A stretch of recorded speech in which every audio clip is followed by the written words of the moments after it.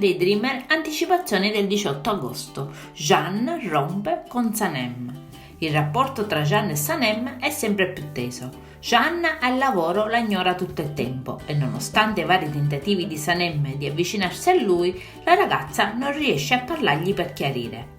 Nonostante Jeanne abbia deciso di porre fine al loro amore, tra la ragazza e Jeanne c'è qualcosa di molto forte che li lega. Uscita dall'agenzia, Sanem, avvolta nei suoi pensieri, mentre sta per attraversare la strada, sta per essere investita. Jeanne, che non distoglie lo sguardo a Sanem, la salva e stringendola a sé affiora ancora una volta la forte attrazione che li lega. Ad accorgersi di tutto c'è anche Deren, che vorrebbe conquistare Jeanne perché è innamorata da sempre del ragazzo, ma si accorge che c'è qualcosa di molto forte tra Jeanne e Sanem che sembra non essersi spenta per nulla.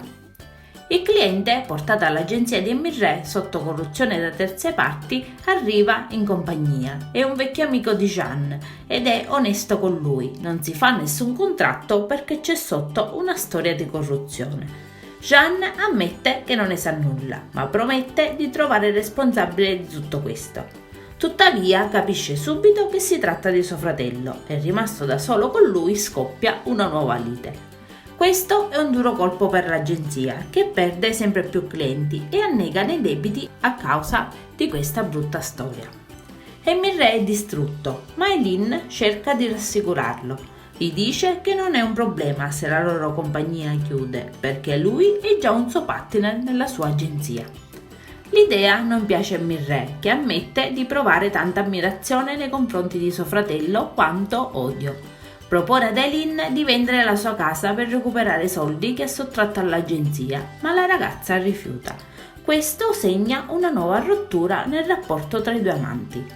In città, intanto, ritorna il signor Fabry con una grandiosa offerta per Sanem.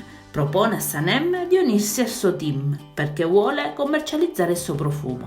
Sanem ringrazia il signor Fabry, ma gli spiega che questa offerta avviene in un momento difficile per la sua vita, sia per la rottura con Jeanne, sia per il fatto che l'agenzia sta passando un brutto momento. E dopo averci pensato un po', rifiuta la proposta di Fabry, perché afferma che il suo profumo ha un valore speciale per lei, un valore intimo. Adesso non ci resta che guardare l'episodio. Io vi saluto e vi aspetto al prossimo video. Bye bye!